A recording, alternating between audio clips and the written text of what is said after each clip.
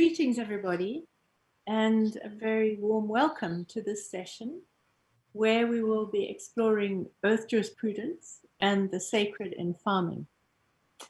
And we have with us three people from Africa, Method, Gertrude, and Apollinaire, who will be sharing their stories and lessons as Earth Jurisprudence practitioners who've been accompanying Indigenous people, Indigenous communities in a process of reviving their cosmologies, their seed, food, and farming, their sacred sites and territories and governance system.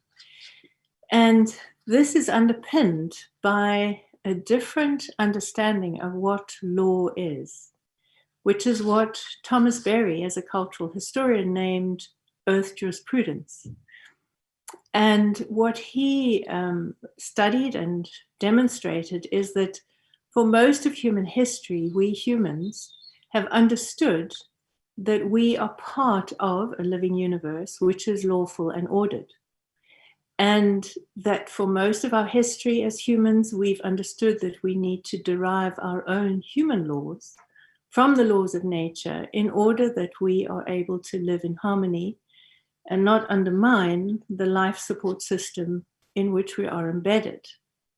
And this understanding of law is based on our understanding that we are part of a web of life.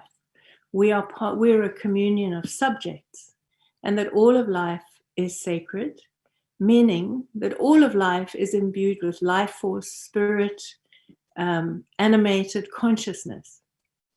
And so this is the conception underpinning Earth Jurisprudence, but also underpinning the conception of law of Indigenous peoples and all of our own Indigenous heritage. And so we as Earth Jurisprudence practitioners see that the dominant system that we're living in now is based on an understanding that we humans are superior, that we do not need to comply with the laws that govern life, that nature is but resources to be exploited for our benefit, and that there are no consequences, and if there are, we can manage them. And this we see right now, we're living in the consequences of that understanding, which is the unraveling of life, basically. We're living at a time of climate emergency, of ecological emergency, and unraveling, and we see that our own human systems are unraveling across the world.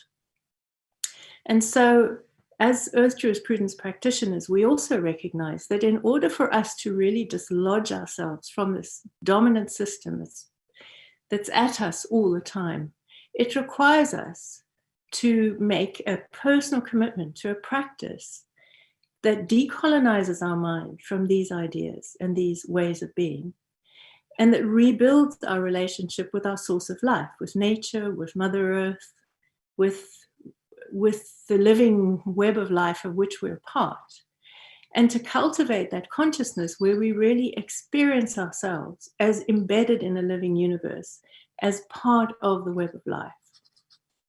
And so that's what we have all been doing for the last few years.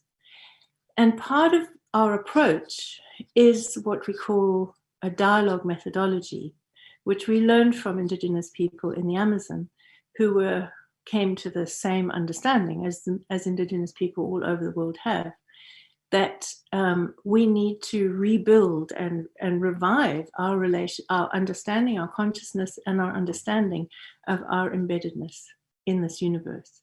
And in order to do so, the dialogue methodology which we use is learning with elders in different Indigenous communities as they restore their memory and their practices of the potency of this consciousness and this relationship with the earth in farming, in the way we live, in our governance systems.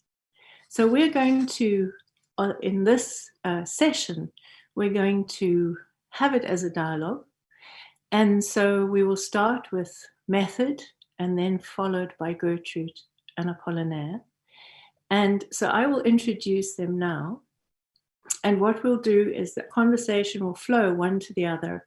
And as we complete, they will dialogue with each other. And then we'll invite you as the participants to come in with the questions that you have. And And so that's the way we will explore this dialogue methodology with you. And if the sessions, if there's more questions, we'll go on afterwards into a Zoom room. So Method is from Zimbabwe. He works with communities in Zimbabwe and South Africa. He graduated as an Earth Jurisprudence practitioner 3 years ago, and he's been deeply exploring this methodology, this path, with his own community and with others. And then Gertrude will follow. Gertrude is also from Zimbabwe and has also graduated from the Earth Jurisprudence training and is also working with Indigenous communities in Zimbabwe, again, in this journey of restoration of this consciousness and these practices. And finally, we'll have Apollinaire, who is from Benin and who is a chief in his community and has been working with his own community in this path of revival, as well as other communities. So after we've heard from each of them, there'll be a bit of a dialogue between them, and then we'll invite you. So Method, can I ask you to start us off with the dialogue, please?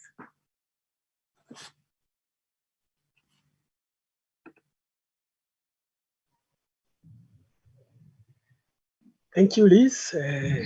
Good morning, good evening, good afternoon. Depends which part of the world you are at this point. As Liz has said, my name is Method Kundidza. I will be speaking to you today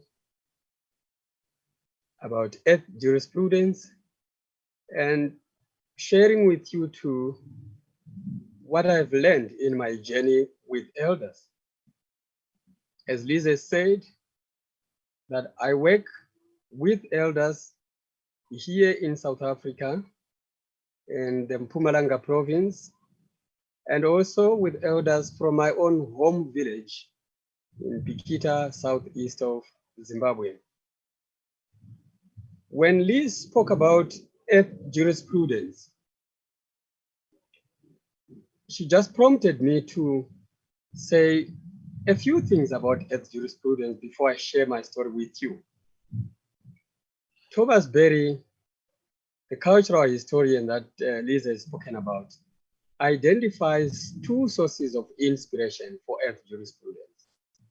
And the first one is nature herself. Thomas Berry says, nature is the primary text of life and law. The second source of inspiration are indigenous peoples who derive their governance systems and ways of life from the understanding and interaction with nature. But in order for us to read the laws of nature, we need to develop a refined capacity to observe nature and to become ecologically literate. And this requires of us a capacity to read details. For example, the life cycle of a bee, the life cycle of a bean seed, but also to put this in the larger context of the ecosystem in which the bee or the bean actually exists. It is this understanding of the detail and the interactions over space and time which enables patterns to emerge and the interdependencies within complex systems. And as Liz has said, customary governance systems in indigenous communities do function to ensure that human communities do not disturb the order and the lawfulness of nature, but rather that it is a participation in the ever-renewing processes of life, and that human beings do this together with nature. As I speak about this, I will take you back to the farm. And when I look at the farm, this is the greatest opportunity. This is the best space for us to become ecologically literate. This is our space to enhance our connectedness and our connection with nature. So in the communities where I work and come from, we have this understanding that the farmland, the cultivated space, has a relationship with what we call sacred natural sites. Sacred natural sites are biodiversity hotspots, areas of spiritual significance, places where indigenous peoples go to perform rituals and ceremonies. And one such ceremony is that I will share with you, and I was told this ceremony by an elderly woman who is a spiritual leader in Bikita. It is the ritual, it is a ceremony called Matatenda or Matapona. This is the ceremony of first fruits, where when the crops are ready to be eaten, the first fruits of groundnuts, the first fruits of cucumber, maize, you name it, the elders will take all of these after having been told by the women that now the food is ready to be eaten. They will take this to the mountains and they will go into a ritual in which they will sing and dance and offer the first fruits to the spirits of the land. They will offer the first fruits to the co-inhabitants of the lands. This will allow the birds to eat. This will allow the monkeys to eat, the baboons, the rabbits. This in honor of the fact that the sun wasn't too hot to burn the crops. The wind wasn't too strong to destroy the crops. And the rains were just as good.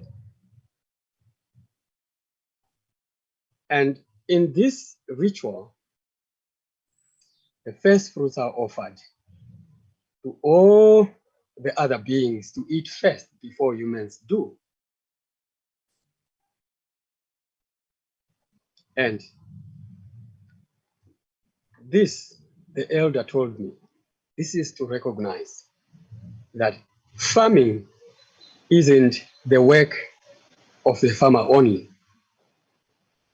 If the farmer would till the land and leave it there, and the bees wouldn't come, and the birds wouldn't come, honestly, the farmer would put his energy or her energy to waste. This is the understanding that when we farm crops, number one, that we eat generally, but also we also produce crops that are very sacred in themselves. In my case, it is the millet. It's the millet that is offered. It's the millet that's gathered by the whole community to produce beer that will be offered in the ritual. The ritual of first fruits, the ritual to ask for the rains. And all this is an understanding that farming is not an enterprise to produce food.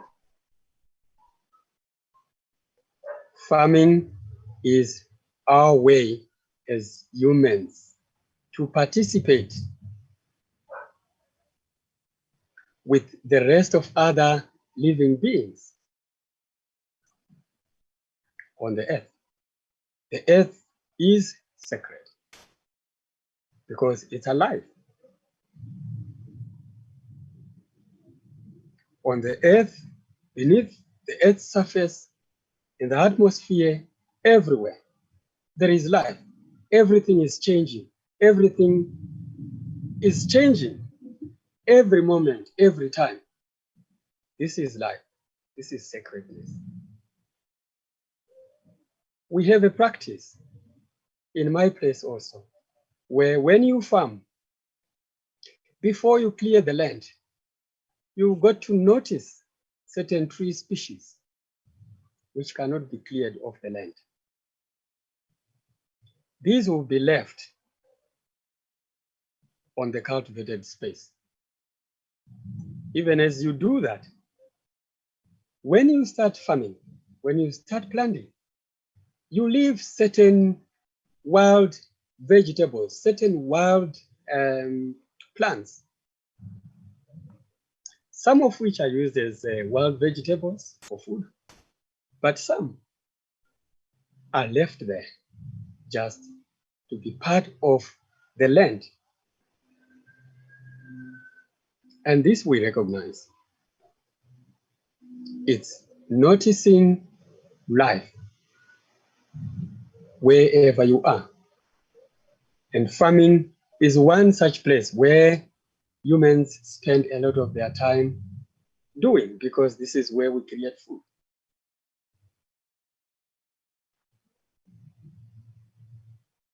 And the sacred is everywhere around us. For us, in most African states, we have this culture of totems where we recognize our relationships with animals. We recognize our relationships with some birds.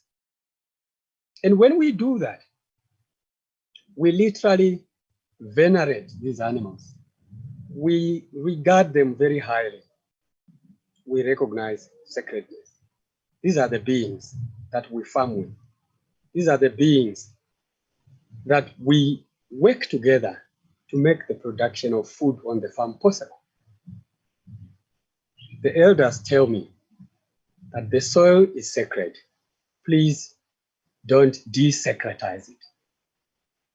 And when they do so, they mean, let's not put into the soil that which takes away the life of the soil.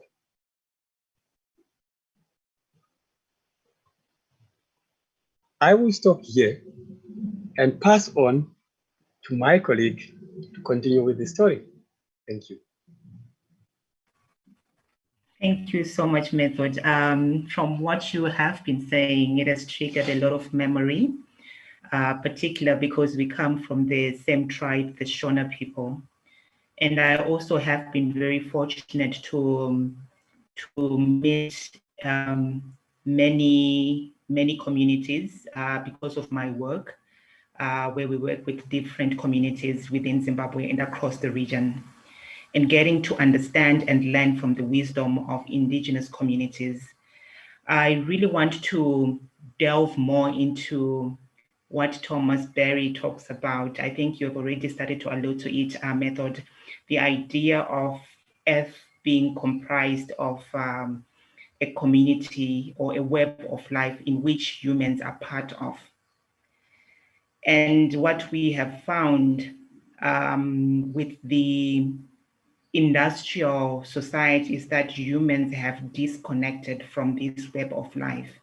And this is something that Thomas Berry speaks about strongly, that there is need to reconnect and be able to participate in this complex web of life. And amongst the Shona people, there is that recognition that we are nature, and to separate ourselves from nature is to refuse to be part of life, to refuse to survive. And I also want to bring the understanding of the Shona people to say that the whole of life is sacred. This is why our ancestors found time to spend in nature. They appreciated the importance of the different elements of life that surrounded their communities, the collective commons. They knew that the rivers were alive and sacred. So you wouldn't just go and with soap and take a bath in springs because you would defile the sacred. Our elders also understood that forests were sacred. Because of that, they understood the law and got the law, what Method was talking about, the formations of this customary governance system, customary governance, where in our communities, when you cut certain trees, you are actually fined by the chief, because there are certain, you cannot just take an axe and cut down a tree. You can't just go in the forest and start destroying the forest, because there is that recognition amongst indigenous people to say forests are alive, the tree is alive and therefore sacred. And from what I have learned amongst my tribe, there are forests which are sacred, where even if you go there and do things that defile the sacredness of the forest, you get lost in that space, because the forests are alive and are able to commune with you and sense your energy. So when you get into a space without you also being sacred or recognizing the sacredness in yourself, you defile the space. And this is something that Thomas Berry talks about, to say there is everything that is living is sacred. And indigenous people also say the same thing, to say all form of life is sacred. But our attitude, which has been mainly framed by the industrial way of understanding how we relate to nature and viewing nature as mechanical or without any form of life, has caused us to defile sacred spaces, have caused us to do a lot of deforestation, because our goal is just to produce food. Our thinking, which is mainly driven by the industrial farming practices, have also disconnected us from farming in a sacred way that allows to revive or rejuvenate life on the farm. There is that disconnection when we are farming, to say, my farm is disconnected from the forest, or my farm is disconnected from the water bodies. My farm is disconnected from the bees. This is the thinking that has been brought by industrial thinking. And indigenous people understand that all that we see on planet Earth is connected. We are connected to the moon. We are connected to the sun. We are connected to the stars. We are connected to the soils, to the water, to the birds, to the insects. And they understand that to work with these different forms of life is a responsibility as humans to participate in this system, which is complex and sacred in itself.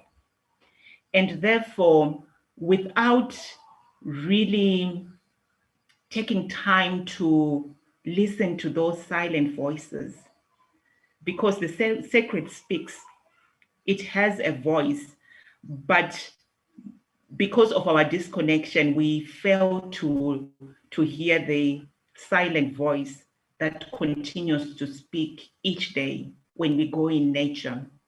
Even when we go in our gardens, we go on our farms, we go on the land, we get to hear the silent, the sacred speaking in its silent way, because the sacred has a way of speaking, but it needs also to connect with the sacred inside ourselves. But we allow the industrial thinking to infiltrate us, we lose that sacredness, and we are not able to hear the voice of the sacred. And I think this is something that was very profound in indigenous communities, that they found time to be in nature. because in nature, that's where the law is. And it is in nature that they were able to hear the law and to commune with that law and know how to live in harmony with their entire surroundings. So I have been privileged enough to also be exposed to communities who were reviving their tradition and their seed, their governance system. And I have seen communities seeing the relationship that exists between the moon, between the stars, between the animals, the insects, and really recognizing that all this forms a web of life in which humans participate.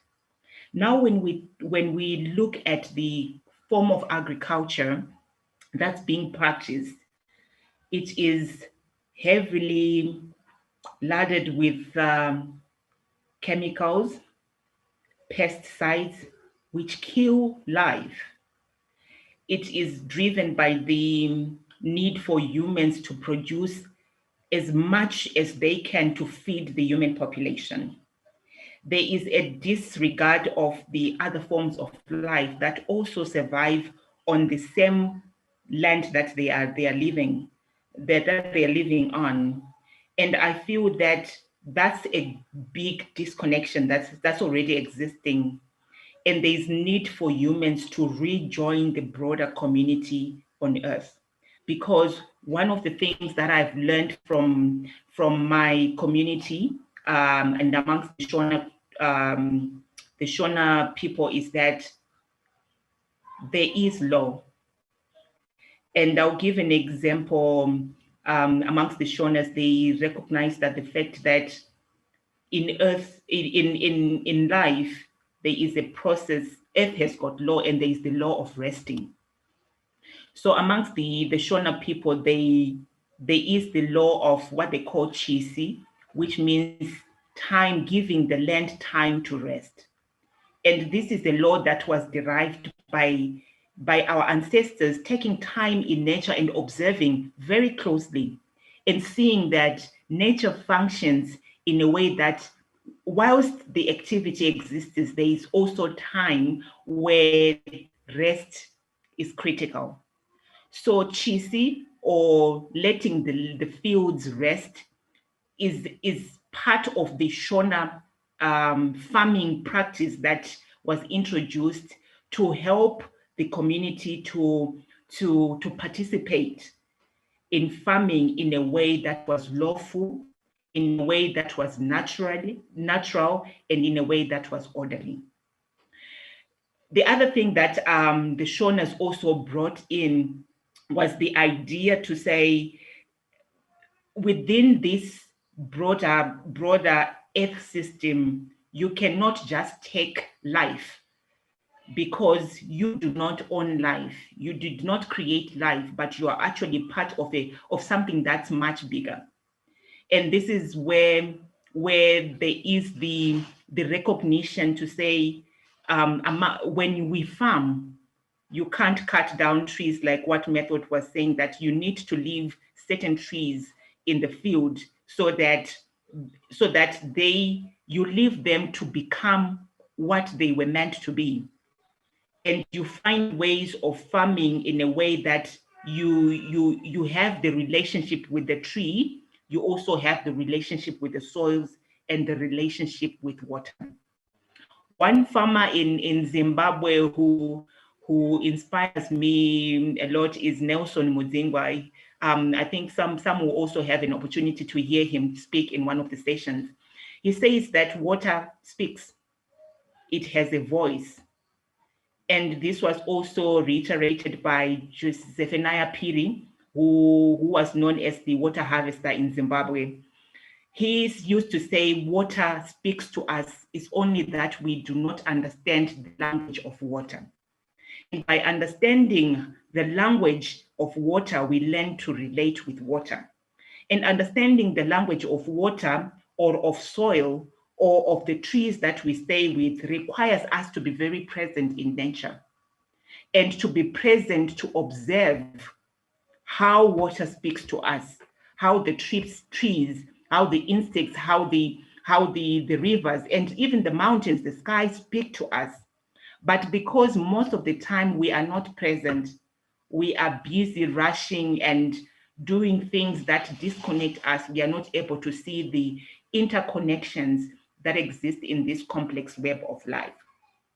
So I just want to say that what I've greatly picked from the Shona people and other indigenous communities that I've been privileged to work with is that when we now look at farming, we really need to look at farming from a point of connection. And it is key to understand that farming is not one-dimensional. It covers multiple layers. And this is very true when you hear indigenous people speak. So it's not just the idea of physically producing food. There is connection with the solar system, the rhythm, the natural rhythm of the lunar system and the solar system. There is also a connection with the spirit world. This is why we, in our culture, in the Shona culture, we have what we call the ritual where we go to our ancestors and ask for the rains. We know that the spirit world also participates in our present farming practices. They are there to also help us to have the water. We know that when we want to plant our seeds, we do rituals. And these rituals are a way of bringing the physical world and connecting it with the dimension of the spirit world, where our ancestors dwell. And the relationship between these different realms form a complex system where we do the farming. But unfortunately or sadly, when we look at the current farming system, it has disconnected with the sacred. It has disconnected with the ancestral realm where rituals are no longer being done. It has also disconnected with the wilderness from which farming actually emanated from. I know that the work that I have been doing with working closely with the National Gene Bank, they talk about the importance of keeping wild seeds because they are the parent plants that formed the domesticated seeds that we have. But this disconnection that has happened in connecting with the wilderness when we do our farming shows that we really need to go back to roots. We really need to reconnect with the wilderness, reconnect with nature, reconnect with the ancestral realm so that we begin to perform the rituals in which our farming systems, particularly in Africa, were formed. So I think I have stimulated some points of discussions, and I will hand it over to Apollinaire.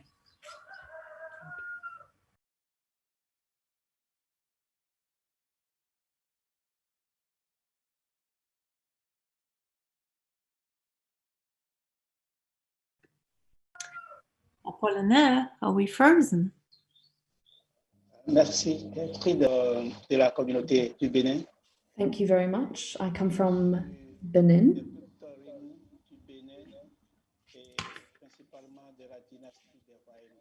I come from the Kingdom dynasty in Benin. Today, on the 10th of January in Benin, today is a traditional religious day in Benin, and it is a feast where we focus on our native religion and celebrate this religion. And we have celebrated this before even Christianity existed, up until this day. According to this religion, Earth is sacred. Many communities in the south of Benin with whom we work belong to this religion, and we have a god called Dasaka. And he says that the first harvest must be returned to nature in order to give thanks. And in terms of Earth Jurisprudence, and as Thomas Berry said, we didn't come to Earth. We are made up of Earth. And so it is within these indigenous and local communities in Benin, through birth, each child that is born must have a good relationship with the earth. First of all, the child must be returned to the earth according to ritual ceremonies. So if it is a girl, on the 7th day, she must be returned to nature. She must be back to the fields. If it's a boy, then on the 9th day, he must be returned to the fields. Children who are held on the back will cultivate the earth in order to thank the gods. It's almost a form of baptism. And this child will be given a certain quantity of seeds. It can be any different kind of seeds, including maize, for example. And these are given to the child, and the child is told, you will now form part of nature, you now form part of the earth. These seeds will be carried with the child and the mother. And for us, they represent the beginning of a new life, a life that is linked to the soil, the earth, and that is intrinsically linked to nature. The seeds are also a symbol of productivity on earth. And it represents our connection with nature. Indigenous people continue to respect these traditions, and this means that we come from earth, and sooner or later we will return to it. In these indigenous communities, our elders teach us that in our religion, we must kneel down on the ground. We must respect the earth as we respect our elders. We are nourished from the earth because the earth is the king of humans and all lives. And by respecting it, we can all live together in harmony. In Benin, these indigenous communities speak about the sacred divinity. And this is the idea that man and nature are one. Man and earth are one. And for thousands of years now, they have instituted the fact that we work the earth, we work the soils for 6 days, and then you leave the earth 1 day to rest and recover. And this is the day where we pray in the forests. And also take time to spend with the family and educate children. So there are sacred forests that are dedicated as areas where we go to ask for the rains. And it is here in nature where we establish this connection. Unfortunately, the speaker's internet connection is a bit shaky. The interpreter will wait for it to come back.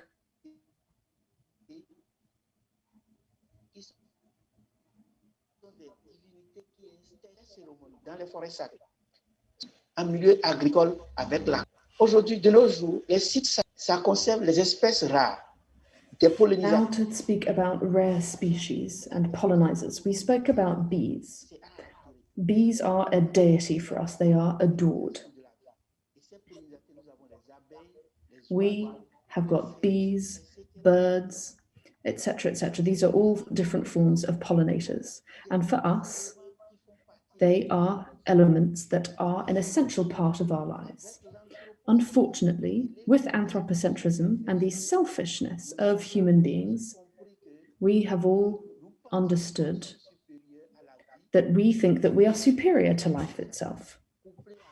And so our sacred forests have been cut down. And unfortunately, we are losing some ancestral knowledge and traditions. And this has triggered the crises that we see today. Whether you come from Benin, Europe, the United States of America, Canada, we all have one thing in common, and that is the earth.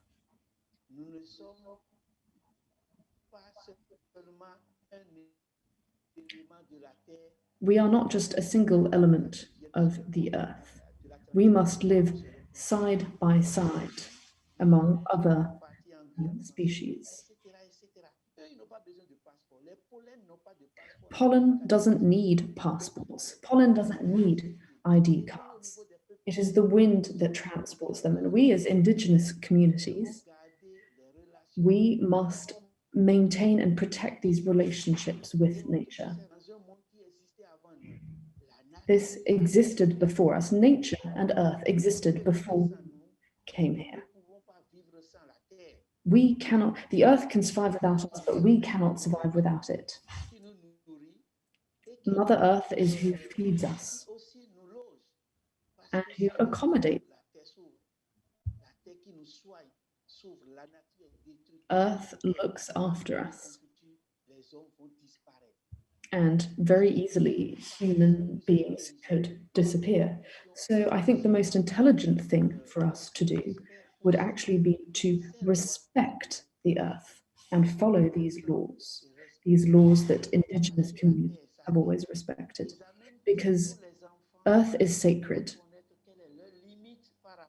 and has always shown our children what their limits are. Ladies and gentlemen, it is very important that mankind can know that we are linked to earth, the wind, the fire, and also the sun. But amongst us, who is going to pay for the electricity that the earth gives us, that the sun gives us? No one does. No one pays for the wind. Who pays for the services that earth provides us? No one. Water has its own language. Earth has its language. The wind has its own language. And this is why we need to respect the balance between man and nature when it comes to agriculture. We can see that nature is what generates energy.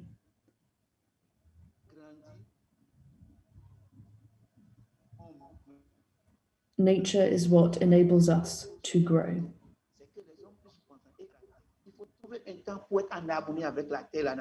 We need to respect time with soil and earth. We are mere pilgrims. We are merely here allowed to stay on planet Earth. It is not something permanent. So we need to teach this lesson to our own generations, but also to future generations, because Earth doesn't need humans. Earth can survive without us, but we as humans cannot survive without the Earth. It is always important to recognize the damage that we are causing to the Earth. We are actually doing it to ourselves, to human beings. Thank you very much for your attention.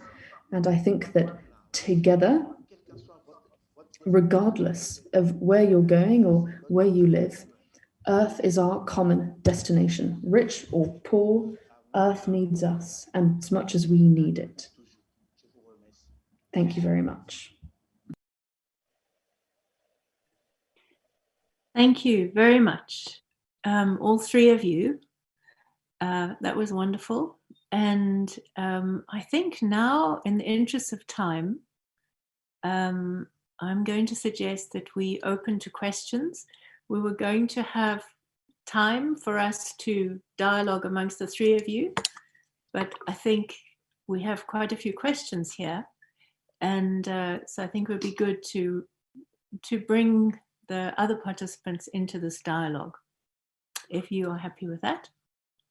And so the first question that I think we should explore is advice on how people who are beginning the work of reconnecting and healing our severed roots between us and nature, what advice can you give to those who are beginning this healing and this restoration? So who would like to, maybe we can just have each of you method. Do you want to start with that?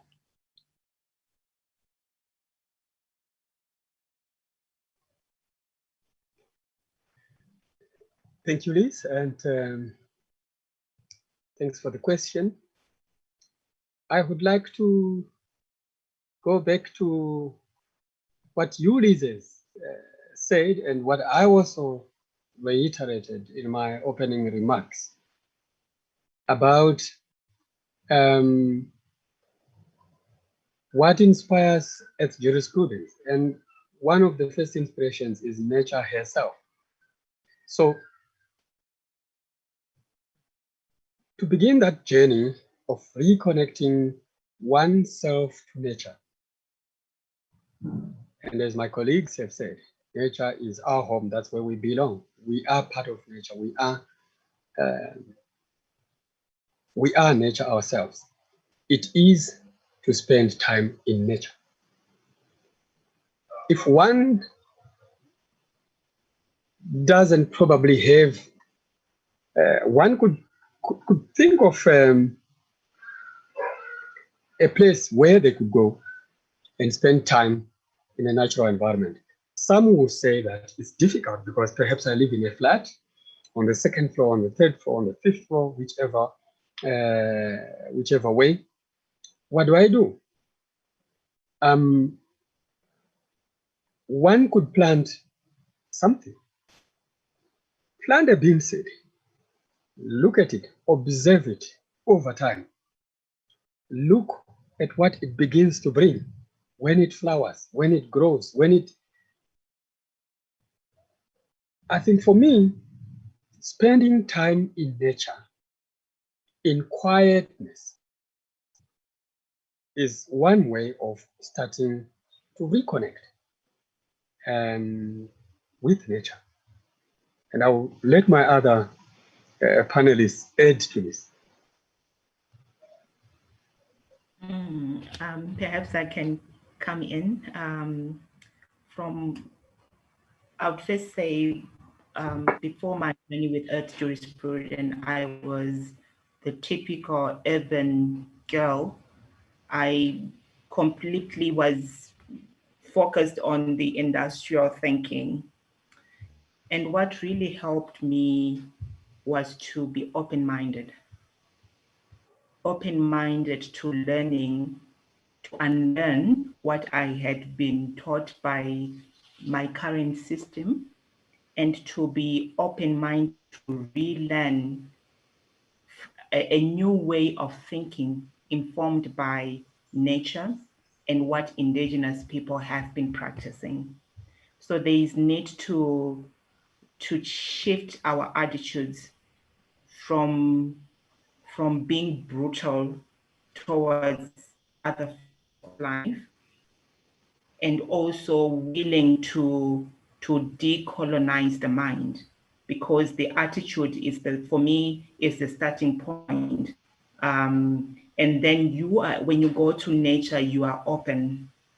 You are able to allow nature to touch you, and you are able to hear the sacredness speak to you.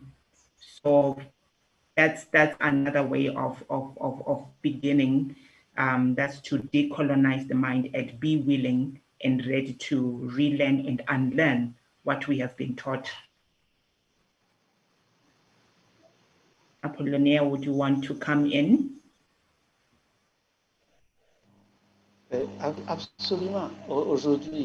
Absolutely. To go back to nature, to connect to nature, is before all to give it some respect. We, as human, are trying to dominate everything, but we should go to the nature and decolonize our minds. Because in our minds we feel as superior to others. And then you see this crisis with COVID-19, and you see that this small thing can kill us all. So we should go back to nature with an open mind, a decolonized mind. We should look at the sun rising. Est-ce que nos vacances dans un milieu naturel, mais trouver Spend time in the nature. des petites graines dans des pots, But for example, connecte à vous-même, it could only be just planting a few seeds in a pot to be able to see the photosynthesis happening, to see all the development of nature. And this will bring you this link with life. This is what I had to say. Thank you. Thanks, everybody, for that. Okay, so another question is, I'm curious about the relationship between the sacred and jurisprudence. Can law and the state be trusted with spiritual matters?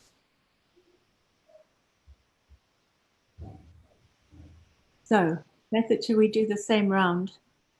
Beginning with you.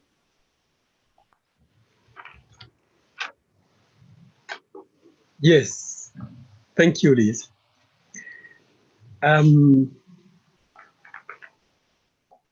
I'll go back to the opening remarks. The second inspiration to the philosophy of Earth Jurisprudence is indigenous knowledge systems and practice. And I want to give an example of what Gertrude has said about a particular day of the month in the Shona culture, which is called Chisi, which is a recognition of the idea that the land is alive and that when we work it every day, we make it work, and we need to allow time for the land to rest. And so this becomes law. So law derives from how nature works. And governance is not about what we do to ourselves and to others, but how we do what we do to ourselves and others in relation to nature. So in indigenous cosmologies, governance comes from nature. So yes, we can talk about the law, but it is where the law comes from that matters. If the law comes from the need to serve the corporate, then certainly there is those are two different worlds, because the focus is on profit. But when the law comes from nature, this says everybody with whom we share life must have a space. And therefore, we don't talk of a plantation, for example. We don't talk of a large tracts of land full of only maize, because life is not like that. Nature is not like that. The forest is not like that. So this is my take on this question, that jurisprudence that comes from nature, law that derives from nature is the law. I'll throw the live snake to others. I come in there because our timing, thank you, Method, our timing has run away with us. And we are invited, for those who wanted to go into a Zoom room, to continue the discussion and to answer this and other questions for those who can join us. So I need to close this session and then we can go into the Zoom room. So I want to thank everybody for listening and participating, and thank you for the questions. And I'm so sorry, they were really good questions and we just don't have time. I want to thank Method and Gertrude and Apollinaire for beautiful reflections. And just to end by saying that actually, I think we are so used to being thinking in a very complex way about the complex system we're in, both the destructive system and the true system of life. But actually, any journey into a deep relation with nature begins with the first step. And what we have found is that for those who can go into beautiful wild nature spaces, of course, that's fantastic. But as some of us were saying, you know, nature is in a pot plant, growing some flowers, growing some food. That relationship of the cycle, learning the law, begins wherever we can find nature. In a park, some of us are in urban areas, we can only go to a park, some of us can't even access a park. So it really is about changing the way we approach and we relate to nature by deepening our relation with nature. Just as we deepen our relation with each other, we go deeper into understanding more depths about each other, and nature is the same. And that's where we learn and we reconnect with the law, and the law becomes written in the heart, so that we cannot violate life once we are deeply embedded in feeling the laws of nature.